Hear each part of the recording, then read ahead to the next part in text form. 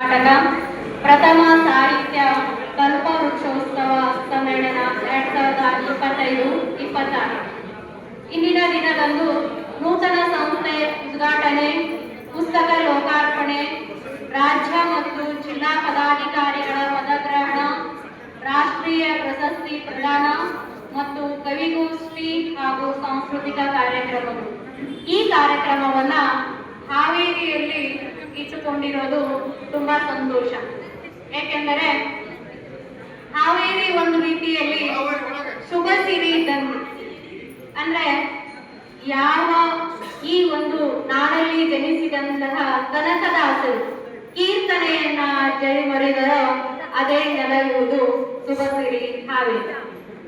ಯಾವ ನೆಲದಲ್ಲಿ ಹಾನಗಲ ಪುಟ್ಟರಾಜ ಗವಾಯಿಯವರು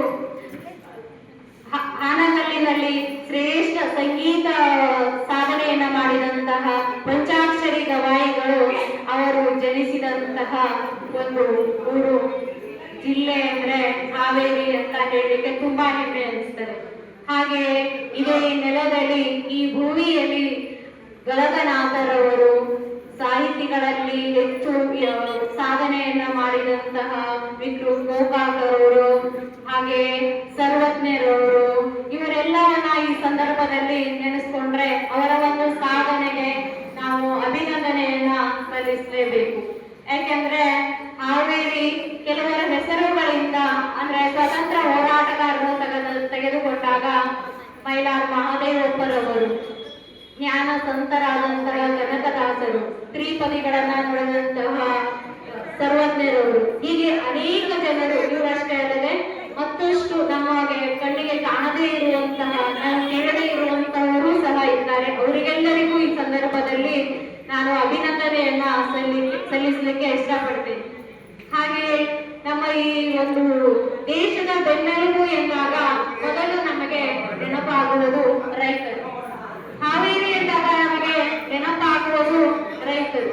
ಅಂದ್ರೆ ಈ ಬಂಗಾರದಂತಹ ಭೂಮಿಯಲ್ಲಿ ಮುತ್ತು ರತ್ನಗಳಂತಹ ಬೆಳೆಗಳನ್ನ ಬೆಳೆಯುವಂತವರು, ಅಂತಹ ರೈತರ ನಾಡು ಅಂತಂದು ಈ ಸಂದರ್ಭದಲ್ಲಿ ಹಾವೇರಿಯನ್ನ ಹೇಳಲಿಕ್ಕೆ ತುಂಬಾ ಸಂತೋಷ ಎನ್ನಿಸ್ತದೆ. ಹಾಗೆ ನನ್ನ ತವರೂರು ಎಂದು ಹೇಳಲು ಅಷ್ಟೇ ಹೆಮ್ಮೆ ಇದೆ. ಇದನ್ನ ಹಾವೇರಿ ಒಂದು ಸಮೃದ್ಧತೆಯ ನಾಡು ಹಾಗೂ ಸಾಧಕರ ನಾಡು, ಶರಣರ ನಾಡು, ವೈವಿಧ್ಯತೆಯಿಂದ ಕೂಡಿದಂತಹ ನಾಡು ಹಾವೇರಿ. ಇಂತಹ ಹಾವೇರಿಯಲ್ಲಿ ಇಂದು ಈ ಕಾರ್ಯಕ್ರಮವನ್ನ ಮಾಡ್ತಾ ಇರೋದು ಮನಸ್ಸಿಗೆ ತುಂಬಾ ಸಂತೋಷ ಇದೆ. ಇಂದಿನ ದಿನ ನಾವು ಈ ಕಾರ್ಯಕ್ರಮವನ್ನ ಇಟ್ಕೊಂಡಿದ್ದೇವೆ ಅಂದ್ರೆ ನಮ್ಮ ಕರ್ನಾಟಕದಾದ್ಯಂತಹ ಹಲವಾರು ರೀತಿಯಲ್ಲಿ ಸಾಧನೆಗೈದಂತಹ ಸಾಧಕರಿಗೆ ಸನ್ಮಾನ ಮಾಡಬೇಕು. ಹಾಗೆ ಪ್ರತಿಯೊಬ್ಬರಿಗೂ ಕವಿಗೋಷ್ಠಿಯಲ್ಲಿ ಭಾಗವಹಿಸಲಿಕ್ಕೆ ಅವಕಾಶವನ್ನ ನೀಡಬೇಕು ಅಂತಂದು ನಾವು ಇವತ್ತಿನ ದಿನ ಸಂಗೀತಗಾರರಾಗಿರಲಿ, ಸಾಹಿತಿಗಳಾಗಿರಲಿ, ಮತ್ತೆ ನಾಟ್ಯದಲ್ಲಿ ಸಾಧನೆ ಮಾಡಿರುವಂತವರಾಗಿರಲಿ, ಮತ್ತೆ ಸಮಾಜ ಸೇವಕರು, ಶಿಕ್ಷಣ ಕ್ಷೇತ್ರದಲ್ಲಿ, ಹೀಗೆ ಹಲವಾರು ಕ್ಷೇತ್ರದಲ್ಲಿ ಸಾಧನೆ ಮಾಡಿದಂತಹ ಗಣನೀಯರನ್ನ ನಾವಿಂದು ಕರೆದು ಸನ್ಮಾನವನ್ನ ಮಾಡ್ತಾ ಇದ್ದೇವೆ. ಅಂದ್ರೆ ಅಡೆತಡೆಗಳನ್ನ ಕೊಂಡು ಅಂಜದೆ ಮುಂದೆ ಸಾಗುವ ಗುರಿ ಇದ್ದರೆ ಪ್ರತಿಯೊಬ್ಬನು ಯಶಸ್ವಿ ಹೊಂದಲು ಸಾಧ್ಯ ಎನ್ನುವಂತಹ ಮಾತು ನಿಜಕ್ಕೂ ಸತ್ಯ. ಏಕೆಂದರೆ ಒಂದಲ್ಲ ಒಂದು ಕ್ಷೇತ್ರದಲ್ಲಿ ಸಾಧನೆ ಮಾಡಿ ಬಂದಿರುವಂತವರು. ಅಂದ್ರೆ ನಮಗೆ ಏನೇ ಅಡೆತಡೆಗಳಿದ್ರು ನಾವು ಕೆಲವೊಂದು ಸರಿ ಹಿಂದೆ ಸರಿತೇವೆ. ಆ ರೀತಿ ಹಿಂದೆ ಸರಿಯದೆ ತಮ್ಮ ತಮ್ಮ ಕ್ಷೇತ್ರದಲ್ಲಿ ಪ್ರತಿದಿನವೂ ಪ್ರತಿ ಕ್ಷಣವೂ ಹೋರಾಡಿ ತಮ್ಮ ಸಾಧನೆಯನ್ನ ಗುರುತಿಸಿಕೊಂಡಿದ್ದೀರಾ. ಇಂದಿನ ದಿನ ನಿಮಗೆಲ್ಲರಿಗೂ ನಿಮ್ಮ ಸಾಧನೆಗೆ ತಕ್ಕನಾದಂತಹ ಗೌರವವನ್ನ, ಸನ್ಮಾನವನ್ನ ಇಟ್ಕೊಂಡಿದ್ದೇವೆ. ಈ ಒಂದು ಗೌರವ ಸನ್ಮಾನವನ್ನ ಎಲ್ಲರೂ ಸ್ವೀಕರಿಸಬೇಕಾಗಿ ತಮ್ಮಲ್ಲಿ ವಿನಂತಿಸಿಕೊಳ್ಳುತ್ತೇನೆ. ಹಾಗೆ ಲೇಸೆನಿಸಿಕೊಂಡು 5 ದಿನ ಬದುಕಿದರೇನು, ಲೇಸೆನಿಸಿಕೊಂಡು 4 ದಿನ ಬದುಕಿದರೇನು, ಲೇಸೆನಿಸಿಕೊಂಡು 3 ದಿನ ಬದುಕಿದರೇನು, ಲೇಸೆನಿಸಿಕೊಂಡು 2 ದಿನ ಬದುಕಿದರೇನು, ಲೇಸೆನಿಸಿಕೊಂಡು 1 ದಿನ ಬದುಕುವಂತೆ. ಈಗ ನಾವು ಎಷ್ಟೇ ವರ್ಷ ಇದ್ರು ನಾವೇನೂ ಸಾಧನೆ ಮಾಡದೆ ನಾವು ನಮ್ಮ ಜೀವವನ್ನ ಕಳೆದುಕೊಂಡ್ರೆ ಅಲ್ಲಿ ಏನೂ ಇರೋದಿಲ್ಲ. ನಮ್ಮ ಹತ್ರ ಹಣ ಎಲ್ಲ, ಐಶ್ವರ್ಯ ಹೆಚ್ಚೆಚ್ಚಿರ್ತದೆ, ಆದ್ರೆ ನಾವು ಮಾಡಿರುವಂತಹ ಸಾಧನೆ ಅದು ಯಾವ ವರ್ಷಕ್ಕೂ ನೆನಪು ನೆನಪಿನ ಪುಟದಲ್ಲಿ ಇರುವಂಥದ್ದು. ಆ ಒಂದು ನಮ್ಮ ಸಾಧನೆಯಿಂದ ನಾವು ಹೆಚ್ಚು ಬೆಲೆಯುಳ್ಳವರಾಗಿರ್ತೇವೆ ಎನ್ನುವಂಥದ್ದು. ಹಾಗಾಗಿ ಇದು ನಮ್ಮ ಒಂದು ಕನ್ನಡವೇ ಸತ್ಯ ಕನ್ನಡವೇ ನಿತ್ಯ ಎಂಬಂತೆ ನಮ್ಮ ಒಂದು ಸಂಸ್ಥೆ ಪ್ರತಿಯೊಂದು ವೇದಿಕೆಗೆ ಈಗ ಕರ್ನಾಟಕದಾದ್ಯಂತ ಹಲವಾರು ಕವಿಗಳಿಗೆ ಉತ್ತಮವಾದಂತಹ ಬರಹಕ್ಕೆ ಮತ್ತೆ ಆ ಬರಹಗಳನ್ನ ಓದಲಿಕ್ಕೆ ಒಂದು ಮುಖ್ಯವಾದಂತಹ ವೇದಿಕೆಯನ್ನ ಕಲ್ಪಿಸಿದೆ. ಹಾಗೆ ಅವರ ಬರಹಗಳಿಗೆ ಉತ್ತಮವಾದಂತಹ ರೀತಿಯಲ್ಲಿ ಅವರಿಗೆ ಅಭಿನಂದನಾ ಪತ್ರವನ್ನ ಸಲ್ಲಿಸುವುದು. ಈ ರೀತಿ ವರ್ಷದಲ್ಲಿ ಒಂದು 4-5 ಕಾರ್ಯಕ್ರಮ ಮಾಡಿ ಸಾಧಕರಿಗೆ ಗುರುತಿಸುವಂತಹ ಕಾರ್ಯಕ್ರಮವನ್ನ ಮಾಡ್ತಾ ಇದ್ದೇವೆ. ಅದೇ ಅಷ್ಟೇ ಅಲ್ಲದೆ ಪ್ರತಿ ವಾರ ಪ್ರತಿ ದಿನವೂ ಕೆಲವೊಂದು ನಮ್ಮ ಕರ್ನಾಟಕದಾದಂತಹ ಸಂಸ್ಥೆಯನ್ನ ತೆರೆದು ಅಲ್ಲಿ ಬರಹಗಳಿಗೆ ಮುಕ್ತ ಅವಕಾಶವನ್ನ ನೀಡಿದ್ದೇವೆ. ಇದಕ್ಕೆಲ್ಲ ಮುಖ್ಯ ನಮ್ಮ ಕಾರಣಕರ್ತರಂದ್ರೆ ನಮ್ಮ ಸಂಸ್ಥೆಯ ಸಂಸ್ಥಾಪಕರು. ಇದು ಅವರು ಅನುಪಸ್ಥಿತಿಯಲ್ಲಿದ್ದಾರೆ. ಅವರು ಕನಕ ಬ್ರಿಟಿಷ್ ರವರು ಅವರ ಒಂದು ವೈಯಕ್ತಿಕ ಸಮಸ್ಯೆಯಿಂದ ಆರೋಗ್ಯ ಸಮಸ್ಯೆಯಿಂದ ಅವರು ಸುಮಾರು 2-3 ಕಾರ್ಯಕ್ರಮಕ್ಕೆ ಭಾಗಿಯಾಗಲಿಲ್ಲ. ಆದ್ರೆ ಮೊಬೈಲಲ್ಲೇ ಎಲ್ಲ ಸಂಪೂರ್ಣ ಜವಾಬ್ದಾರಿಯನ್ನ ಮಾಡಿದ್ದಾರೆ. ಅವರಿಗೆ ಈ ಸಂದರ್ಭದಲ್ಲಿ ಅಭಿನಂದನೆಯನ್ನ ಸಲ್ಲಿಸಲೇಬೇಕು. ಇಂದಿನ ದಿನ ನಮ್ಮ ಒಂದು ಸಂಸ್ಥೆಯ ವತಿಯಿಂದ ಪುಸ್ತಕ ಲೋಕಾರ್ಪಣೆಯನ್ನ ಇಟ್ಕೊಂಡಿದ್ದೇವೆ. ಅದರಲ್ಲಿ ಮೊದಲನೇ ಕೃತಿಯಾದಂತಹ ಸಂಜೆ ಬಾನಿನ ಬಣ್ಣ ಲೇಖಕರು ಶ್ರೀಮತಿ ವೇದಾವತಿ ಬಿ ರಾವ್ ಅವರದಿದೆ. ಎರಡನೇ ಕೃತಿಯಾದಂತಹ ಸಪ್ತ ಸಾಗರರಾಚೆ ಲೇಖಕರು ಶ್ರೀಮತಿ ಸರಸ್ವತಿ ಕೆ ನಾಗರಾಜ್. ಕೃತಿ 3 ಓಂ ಗಣೇಶಾಯ ನಮ ಸಂಪಾದಕರು MY ಮೆಣಸಿನಕಾಯಿ. ಕೃತಿ 4 ಸಿಹಿ ಸತಿ ಲೇಖಕರು ವೆಂಕಿ ಹೆಗಡೆ. ಕೃತಿ 5 ಮನಃಶಾಸ್ತ್ರ ಲೇಖಕರು ಶ್ರೀ ಅರುಣ್ ಕುಮಾರ್ ನರಗುಂದ.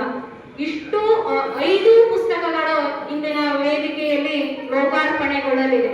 ನಿಜಕ್ಕೂ ಇದೊಂದು ಸಂತೋಷದ ಗಳಿಗೆ ಅಂತ ಹೇಳಬಹುದು. ಯಾಕಂದ್ರೆ ಸಿದ್ದಯ್ಯ ಪೌರಾಣಿಕರವರು ಹೇಳಿರುವ ಒಂದು ಮಾತು ನನಗೆ ಈ ಸಂದರ್ಭದಲ್ಲಿ ನೆನಪಿಗೆ ಬರ್ತಾ ಇದೆ. ಏನಂದ್ರೆ, ಇದ್ದ 3 ಪೈಕಿ ಕದ್ದವರು ಯಾರು, ತಾನೆಂದು ಒಪ್ಪಿಕೊಂಡಿರುವುದು ಮರದ ಬೇರು ಎನ್ನುವಂಥದ್ದು. ಭೂಮಿಯಲ್ಲಿರುವ ಸತ್ವವನ್ನ ಹೀರಿಬಿಟ್ಟೆ ಹಣ್ಣು ಹಂಪದನ್ನ ಮನುಷ್ಯನಿಗೆ ಕೊಟ್ಟೆ ಎಂದು ಹೇಳ್ತಾರೆ. ಅಂದ್ರೆ ಕವಿನೂ ಅಷ್ಟೇ, ಸಾಹಿತಿಗಳು ಅಷ್ಟೇ, ಬರಹಗಾರರು ಅಷ್ಟೇ. ಇಲ್ಲಿ ಮರದ ಬೇರು ಅಂದ್ರೆ ಸಾಹಿತಿಗಳು, ಲೇಖಕರು ಅಂತ ಹೇಳ್ಬೋದು.